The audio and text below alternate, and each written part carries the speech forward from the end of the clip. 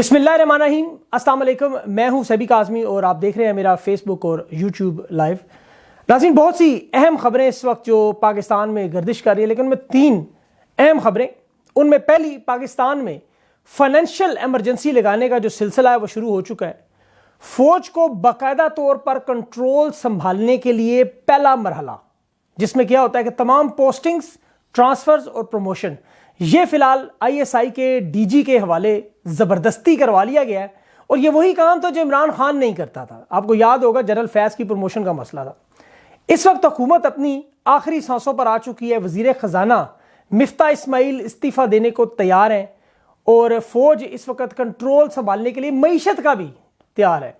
लेकिन मईशत के अलावा जिस तरह इस वक्त पाकिस्तान में, मुल्क में आपको पता है जलाओ घेराव शुरू हो चुका है अवाम की तरफ से महंगाई के खिलाफ, अब ये मामलात इन पिंडी बॉयज़ के कंट्रोल से बाहर चले गए। पेट्रोल की कीमत में देखें 60 रुपये का इजाफा इन्होंने किया। 30 रुपये शरीफ फैमिली की तरफ से, 30 रुपये आसिफ अली जरदारी साहब की फैमिली की तरफ से। लेकिन अभी 30 रुपये जो मजीद इत्तेहादियों को देना है उसमें इजाफा करना बहुत ज़रूरी है और इसीलिए पेट्रोल की कीमत 300 रुपये तक आपको नजर आएगी। 300 रुपये तक। सबसे पहले इस मुल्क में जो इमरजेंसी की बात हो रही है तो मैं आपको उस पर तफसील बताता हूं कि ये करने क्या जा रहे हैं, इनका प्लान क्या है। आइन का आर्टिकल 232 से लेकर 237 तक ये सारा पाकिस्तान में इमरजेंसी के मुतालिक मालूमात से है। आप आइन पढ़ें, किताब पढ़ा करें अक्सर और बेशतर, हालांकि उस पर अमल तो पाकिस्तान में नहीं होता, लेकिन आर्टिकल 235 अगर आप पढ़ें तो उसमें वो तमाम मामला जिसमें सदर गवर्नर से मशवरा करके ये फाइनेंशियल एमरजेंसी नाफिज करते हैं। इसमें सबसे पहले जो मामला होता है कि वो आपके अकाउंट्स, बैंक अकाउंट्स जो हैं वो फ्रीज कर दिए जाते हैं। आप पैसा मुल्क से बाहर नहीं लेके जा सकते। तो जितने भी ओवरसीज पाकिस्तानियों ने पाकिस्तान में पैसा रखा हुआ है, इन्वेस्टमेंट की हुई है, वो पैसे अब अपने नहीं निकाल सकेंगे। ये इनकी पहली गेम है। ये अकाउंट फ्रीज किए जाते हैं। अब आइन के अंदर आपको पता है अवाम के जितने भी बुनियादी हकूक हैं वो सारे मुअत्तल कर दिए जाते हैं। और इसमें पाकिस्तान को तो खैर आपको पता है वो पैसे नहीं मिलते, लेकिन अगर हुकूमत मजीद टैक्सेस लगाए, अवाम के हकूक तो पहले ही नहीं है, तो वो लगा सकते हैं। और इन तमाम मामलात को अदालत में आप चैलेंज नहीं कर सकते।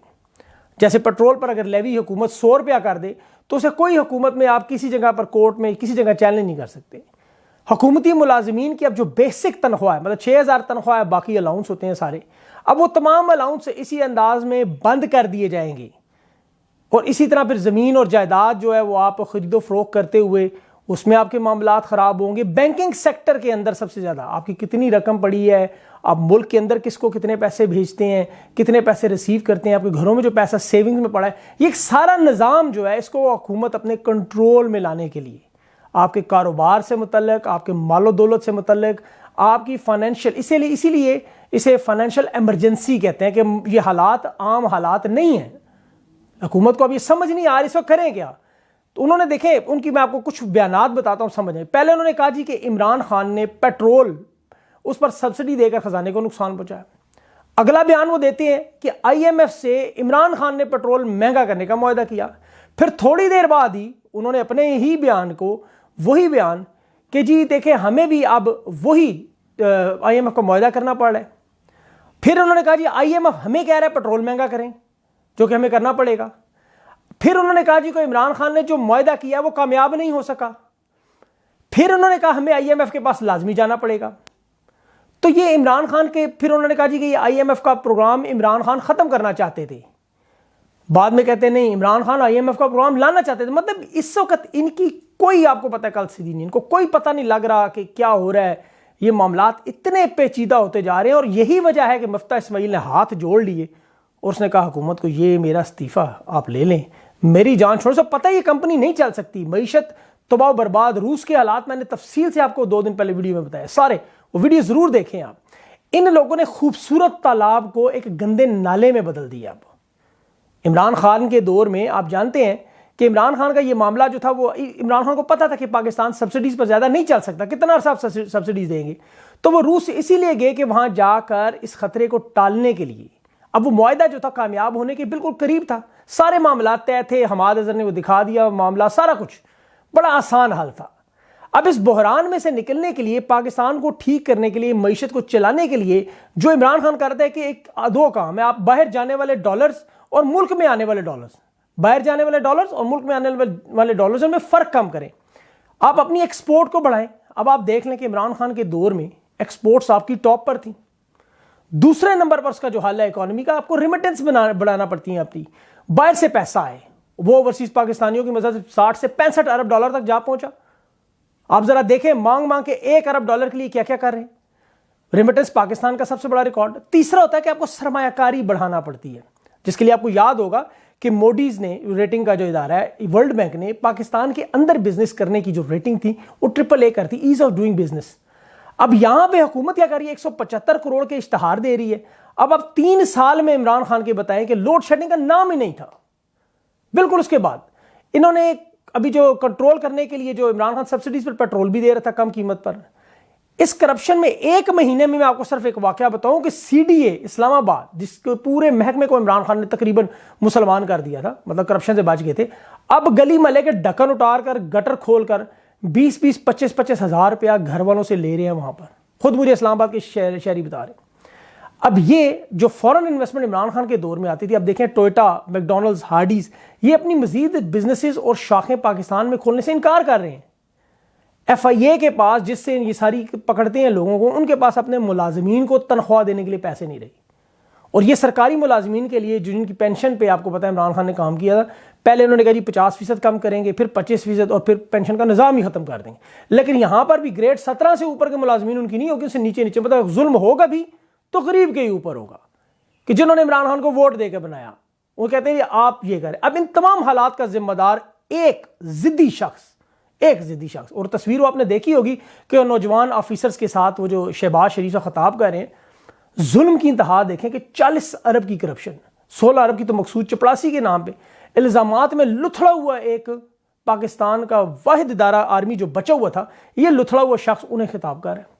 ان افسروں کو بھی ویسے سلام ہے کہ جنہوں نے ضبط کے ساتھ, اس نظم و ضبط کے ساتھ وہاں بیٹھ کر بیان سنا. ان کی ٹریننگ کا حصہ مان گیا ہوں میں, بڑا جگرا چاہیے, بڑا جگرا. ان کے احساسات, جذبات, کیونکہ آپ کو پتہ ہے کھل کر بات تو ہوتی ہے نجی محفلوں میں.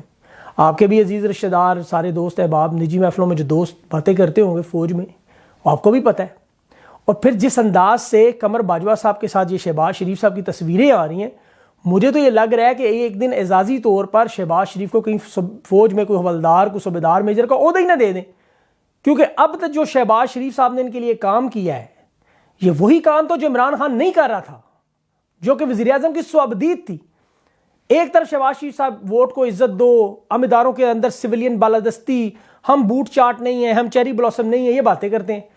یہ پچھلے 3 سال سے دماغ کھا گئے تھے اس چیز پر, ہر بندہ ان کا, یہ ان کے صحافی. اب صاف نظر آ رہا ہے کہ جنرل باجوہ صاحب کے ساتھ تصویریں بنوا کر وہ عمران خان کے چاہنے والوں کو, یہ باجوہ صاحب جو تصویریں ریلیز کروا رہے ہیں, یہ اصل میں تصویریں نہیں, یہ تھپڑ ہیں, یہ تمانچے ہیں عوام کے منہ پر, کہ دیکھیں ہم بڑے سے بڑا چور, بڑے سے بڑا ڈاکو اس ملک کے بڑے سے بڑے عہدے پر لگا سکتے ہیں. کیونکہ طاقت کا اصل سرچشمہ عوام نہیں ہے, ہم پنڈی بوائز ہیں, اور یہ مستقبل کا آپ کے فیصلہ کرتے ہیں. ہلری کلنٹن کی آن ریکارڈ ویڈیوز ہیں, اس کے علاوہ دنیا کے بڑے بڑے سفارتکاروں کی آپ باتیں سن لیں, سب یہ بات کرتے ہیں کہ پاکستان ہو گیا, نائجیریا ہو گیا, Congo, Sri Lanka, banana republic, جتنے بھی ہیں, ان تمام ممالک پر فوجی قیادت ہمیشہ سیاست میں مصروف رہتی ہے, وہاں پر معیشت برباد رہتی ہے. یہ دیکھیں عمران خان کے خلاف پچھلے 2 مہینے سے ابھی تک کچھ بھی نہیں مل سکا, کچھ بھی نہیں, ورنہ یہ چھوڑتے. ایک بغاوت کا الزام لگا کر عمران خان کو دیوار سے لگانے کی کوشش کی جا رہی ہے. اچھا, دوسرا ان کا بڑا زبردست پروپیگنڈا کر رہے ہیں, وہاں میں مایوسی کس طرح پھیلا رہے ہیں کہ دیکھیں جی اب عمران خان کبھی واپس نہیں آ سکتا. لیکن عوام تو جاگ چکی ہے. عمران خان نے جس طرح انہیں ایکسپوز کر دیا ہے, جس طرح لوگ ان کی محبت میں, اندھی محبت میں گم ہوئے تھے, ان کی آنکھیں کھل گئی ہیں. عمران خان تو لازمی واپس آئے گا وقتی طور پر. اب چونکہ یہ طاقت میں ہیں, ان کے ساتھ مغرب کی تمام قوتیں ہیں, تو یہ ظاہر ہے یہ بالکل لوگوں کو دکھا رہے ہیں کہ جی گیم ختم ہو چکی ہے. لیکن میرا خیال ہے کہ گیم تو اب شروع ہوئی ہے, کیونکہ یہ خود اپنے ہاتھوں سے اپنی حکومت ختم کریں گے. آپ دیکھیں کہ اس میں البتہ پاکستان کا بڑا نقصان, بڑا دکھ اور بڑی تباہی باخدا دیکھ کے دل خون کے آنسو روتا ہے, اور غصہ اس ضدی شخص پہ آتا ہے کہ اس سال تک اگر پاکستان کی حکومت رہی ہے والی, تو پاکستان مکمل فارغ ہو جائے گا. سوائے آپ کو پاک فوج کی گاڑیوں کے علاوہ گاڑیاں نظر نہیں آئیں گی پیٹرول پر چلتی, اور آرمی کا بجٹ تو تقریباً فارغ ہو جائے گا. افواج پاکستان افسوس کے ساتھ کمزور کر دے گی شخص. اور سوائے ان کے پاس اپنے جو رکھے ہوئے ہتھیار بیچنے کے اور کچھ بھی نہیں رہے گا. جس طرح نوجوان فوجیوں کو بٹھا کے شہباز شریف صاحب کے سامنے بات کریں, انہی فوجیوں میں سے جرنیل نکلیں گے. آپ کو پتہ یہی لوگ نکلتے ہیں. انہی جرنیلوں نے کل انہی لوگوں کو دوبارہ یہی رگڑا لگانا ہے. تاریخ بن جائیں گے ہم لوگ. یہ ساری باتیں جو میں آپ کو بتا رہا ہوں, جس طرح ذوالفقار علی بھٹو کے دور سے, شیخ مجیب الرحمان کے دور سے ہم یہ باتیں سنتے ہیں, ابھی تو اپنی آنکھوں سے دیکھ رہے ہیں کہ ایک ضدی شخص اپنی 4-5 مہینے کی نوکری رہتے ہوئے کس طرح پورے پاکستان کی معیشت, پاکستان کے بچوں کا مستقبل, نوجوانوں کا مستقبل پورا کا پورا داؤ پہ لگا گیا.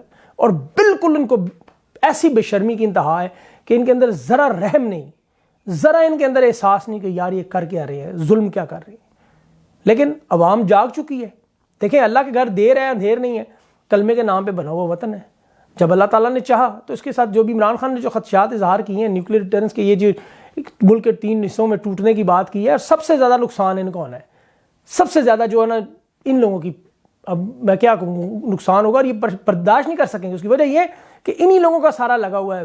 یہ کتنی کرپشن, لوگ یہی سوال پوچھتے ہیں کہ ایک شخص یہ جو ہے, یہ ایک شخص آرمی چیف, کیا اس نے کما لیا کرپشن کرنے سے؟ کیا اس کو کسی نے روکا ہوا تھا؟ یہ پہلے تھوڑی کرتے ہیں, اور کر لیتا کرپشن. ان کے لیے کرپشن تو مسئلہ بھی نہیں ہے. اس نے کیا ساری زندگی ہے اسی عہدے پر رہنا تھا؟ لیکن اپنی ضد کے ہاتھوں اس شخص نے پورے پاکستان کو داؤ پہ لگا دیا. بہرحال اس پر انشاءاللہ مزید باتیں کریں گے. یہ فائنینشیل ایمرجنسی اور ابھی مزید استعفے آئیں گے, حکومت اپنے لڑکھڑا رہی ہے, یقین کریں. اور یہ اپنا خاص خیال رکھیں. انشاءاللہ آپ کو پھر مزید اپڈیٹس میں دیتا رہوں گا. اللہ حافظ.